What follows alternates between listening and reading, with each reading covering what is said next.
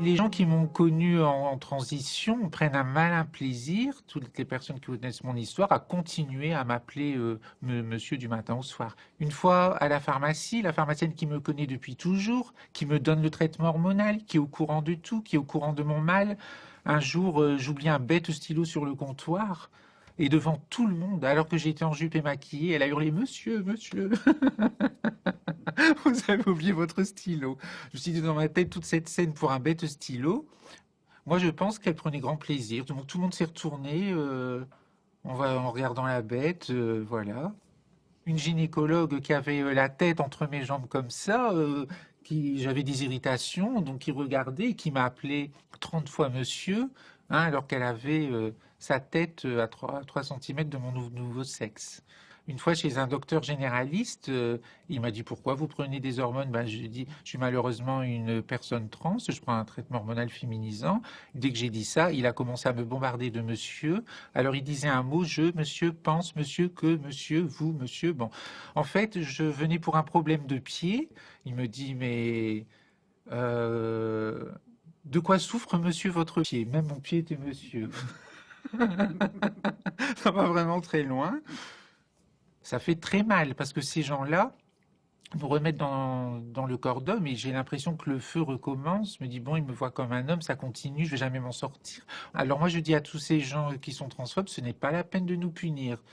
Déjà, on ne peut rien du tout au mal qui nous habite et on est déjà assez fortement punis depuis la naissance que vous n'imaginez pas à quel point. J'ai travaillé dans divers boulots, dans la fonction publique, et je suis devenu, à 40 ans, par envie, par passion, prof. Au moment où je décide ma transition, je pense que comme je suis une professeure appréciée, ça va plutôt bien se passer, mais qu'il va y avoir une année un peu difficile entre les deux.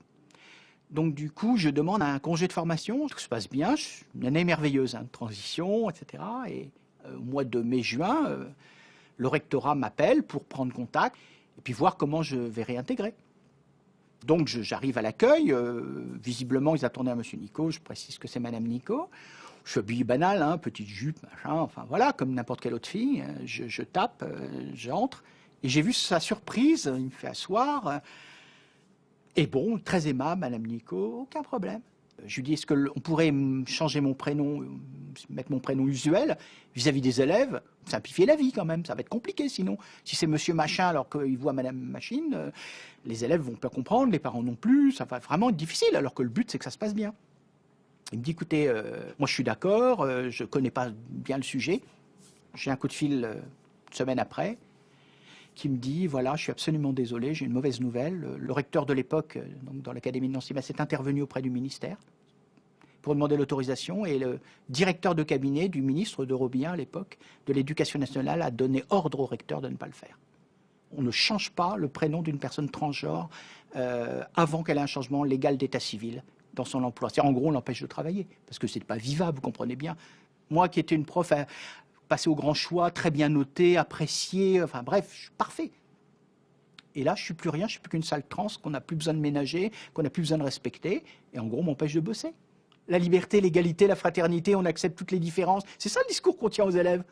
Donc, si on n'est pas capable de le faire avec des professeurs, comment on peut être crédible vis-à-vis des élèves? Comment on peut être crédible pour leur dire: mais non, tout le monde est le bienvenu, on ne fait pas de différence? Je suis la preuve qu'on fait des différences. C'est la preuve qu'il y a de la discrimination. Alors comme je ne suis pas suicidaire, je n'ai pas décidé d'être harcelé tous les jours, de subir un enfer au travail, je me mets en arrêt maladie, et ça arrange. C'est ce pays pas courageux au niveau de ses élites. Ça les arrange. Et en tout, entre mes arrêts, mes congés, mon congé de formation, ils m'auront payé à peu près 2 000 € par mois pendant 7 ans. Vous vous rendez compte? Près de 200 000 €. J'ai énormément de projections en fait. Quand on lui a dit il avait un garçon et une fille, il était le plus heureux des papas. Parce que c'est tout ce qu'il voulait, un garçon et une fille. Et au final, il se retrouve avec 2 garçons. Je pouvais pas le dire en face. J'arrivais pas. 1000 fois, j'ai essayé de le dire pendant un repas ou quoi que ce soit.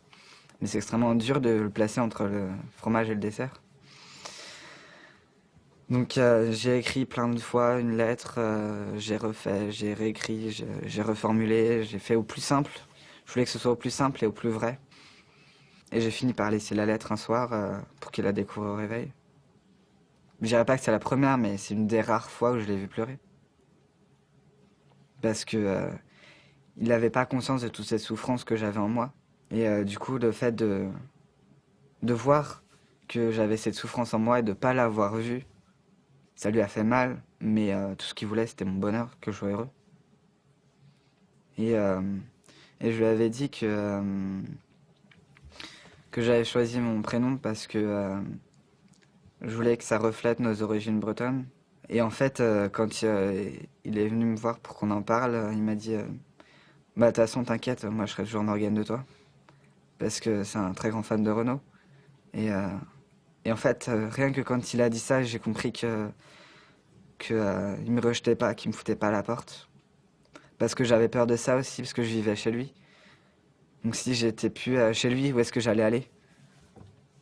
Il m'a dit je t'accompagnerai dans toutes les démarches, même si c'est dur pour moi. Je dirais pas que je suis ok avec ça, mais je préfère ça plutôt que tu sois malheureux. C'était incroyablement libérateur. Parce que j'avais cette pression du qu'est-ce que les gens vont en penser, est-ce qu'ils vont me rejeter? Et en fait, c'est un filtre à con. Les gens qui sont cons, bah ils se barrent. Parce qu'en fait, ils valaient pas la peine d'être dans le paysage.